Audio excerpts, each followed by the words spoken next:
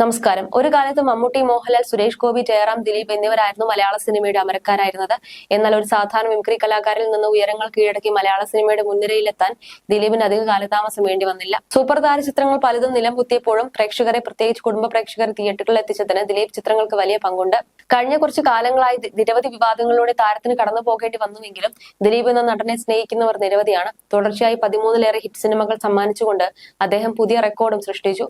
ഇതിനിടെ നടി ആക്രമിക്കപ്പെട്ട സംഭവത്തോടെ അദ്ദേഹത്തിന്റെ ജനപ്രീതിയിൽ ഒരിടിവ് സംഭവിക്കുകയും ചെയ്തു. ഇപ്പോഴത്തെ ദിലീപിനെ കുറിച്ച് സംസാരിക്കുകയാണ് പ്രമുഖ കലാസംവിധായകനായ ബോബൻ. അതേസമയം മലയാളത്തിലെ ഏറ്റവും മികച്ച കോമഡി സിനിമകൾ സമ്മാനിച്ച കൂട്ടുകെട്ടായിരുന്നു റാഫി മെക്കാട്ടിൻ. ഈ ഹിറ്റ് ചിത്രത്തിനൊപ്പം ദിലീപ് കൂടി ചേർന്ന് ഒട്ടേറെ ചിത്രങ്ങൾ മലയാളികൾ ആസ്വദിച്ചിട്ടുണ്ട്. അവയിൽ പലതും വമ്പൻ വാണിജ്യ വിജയങ്ങളായിരുന്നു. ജനപ്രിയ നായകൻ എന്ന പരിവേഷത്തിലേക്ക് ദിലീപിനെ കൊണ്ടുപോയതിൽ ഇത്തരം കോമഡി ചിത്രങ്ങളാണ് പ്രധാന കാരണമായത്. അത്തരത്തിൽ മലയാളത്തിലെ വൻ ഹിറ്റുകളിൽ ഒന്നായി മാറിയ കോമഡി ചിത്രമാണ് തെങ്കാശിപ്പട്ടണം. റഫി മെക്കാട്ടിൻ സംവിധാനം ചെയ്ത ഈ ചിത്രം നിർമ്മിച്ചത് നടൻ ലാലായിരുന്നു. ചിത്രത്തിൽ ദിലീപും ഒരു പ്രധാന കഥാപാത്രത്തെ അവതരിപ്പിച്ചിരുന്നു. സുരേഷ് ഗോപി, ലാൽ, കാവ്യമാധവൻ, സംയുക്ത വർമ്മ, ഗീതു മോഹൻദാസ് എന്നിങ്ങനെ വലിയ താരനിരയാണ് ചിത്രത്തിൽ അണിനിരുന്നത്.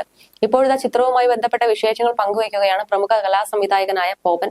തെങ്കാശിപ്പട്ടണം എന്ന സൂപ്പർ ഹിറ്റ് ചിത്രവുമായി ബന്ധപ്പെട്ട പല അറിയാക്കഥകളും അദ്ദേഹം പങ്കുവയ്ക്കുന്നുണ്ട്. തെങ്കാശിപ്പട്ടണം ഹിറ്റാവുമെന്ന കാര്യത്തിൽ ഒരു ഉറപ്പും ഉണ്ടായിരുന്നില്ലെന്നാണ് ബോബൻ വ്യക്തമാക്കിയത്.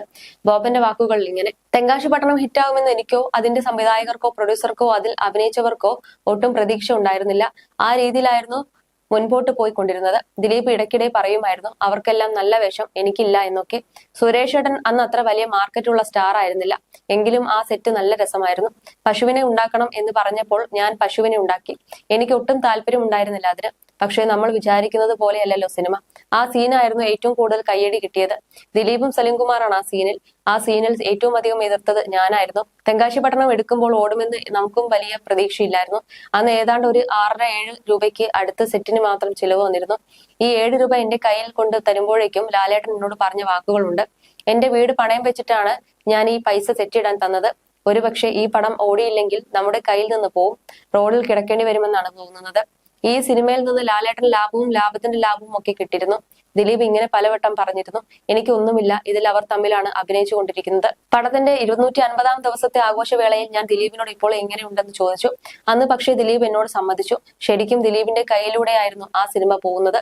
അതേസമയം ഇന്നും ദിലീപ് തന്റെ സിനിമാ തിരക്കുകളിലാണ്. പ്രിൻസ് ആൻഡ് ഫാമിലി, ബബ്ബ അടക്കമുള്ള ദിലീപിന്റെ വരാനിരിക്കുന്ന പ്രൊജക്ടുകളാണ് ദിലീപ് സിനിമാ പ്രേമിയുടെ പ്രതീക്ഷ. ധനഞ്ജയ് ശങ്കർ സംവിധാനം ചെയ്യുന്ന ചിത്രമാണ് ബബ്ബ. സിനിമയുടെ തിരക്കഥ ഒരുക്കിയിരിക്കുന്നത് നൂറിൻ ഷെരീഫും ഭർത്താവ് ഫാഹിം സഫറും ചേർന്നാണ്. വിനീത് ശ്രീനിവാസൻ, ധ്യാൻ ശ്രീനിവാസൻ എന്നിവരും ചിത്രത്തിന്റെ ഭാഗമാണ്. വിനീത് ശ്രീനിവാസന്റെ സംവിധാന സഹായിയായി നേരത്തെ പ്രവർത്തിച്ചിട്ടുള്ളയാളാണ് ബബ്ബയുടെ സംവിധായകൻ ധനഞ്ജയ് ശങ്കർ.